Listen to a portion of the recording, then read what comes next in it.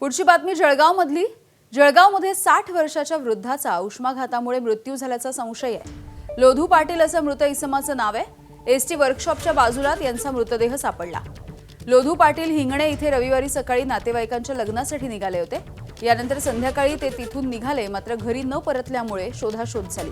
आज सकाळी एसटी वर्कशॉपच्या बाहेर त्यांचा मृतदेह आढळून आला।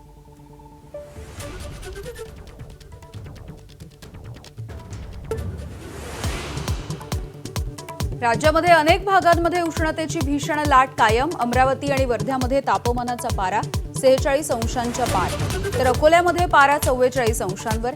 नागरिकांनी काळजी घेण्याचं आवाहन। मुदत देऊ पण मराठी बोलणार नाही ही मुजोरी चालणार नाही, परिवहन मंत्र्यांनी बजावलं। मराठी शिकण्यासाठी योग्य ती वेळ देणार। उद्या आरटीओ अधिकाऱ्यांच्या सोबत परिवहन मंत्र्यांची बैठक। परप्रांतीयांची दादागिरी खपवून घेऊ नका, जशास तसं उत्तर द्या। राज ठाकरे यांच्या मनसेच्या कार्यकर्त्यांना सूचना। निरुपम यांच्या विरोधामध्ये आंदोलन करणाऱ्या कार्यकर्त्यांचा देखील सत्कार।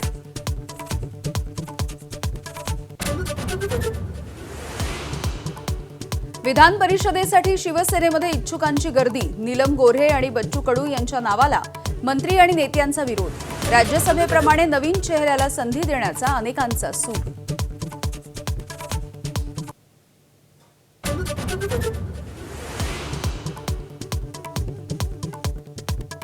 बच्चू कडूंचा प्रहार जनशक्ती पक्ष शिवसेनेमध्ये विलीन होणार असल्याची चर्चा।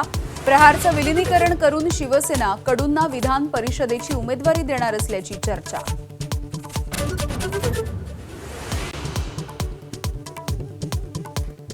मुंबईतल्या पायधुनीमध्ये एकाच कुटुंबामधल्या 4 जणांचा मृत्यू। बिर्याणीनंतर कलिंगड खाल्ल्यामुळे झालं फूड पॉयझनिंग। मृत्यूपूर्वी एकानं पोलिसांना दिला जबाब, पण पोलिसांना शवविच्छेदन अहवालाची प्रतीक्षा। नाशिकच्या मेडिकल कॉलेजमध्ये लिफ्ट कोसळून महिला कर्मचारी गंभीररीत्या जखमी। घटनास्थळी मुलाची धाव, परिस्थिती पाहून आक्रोश।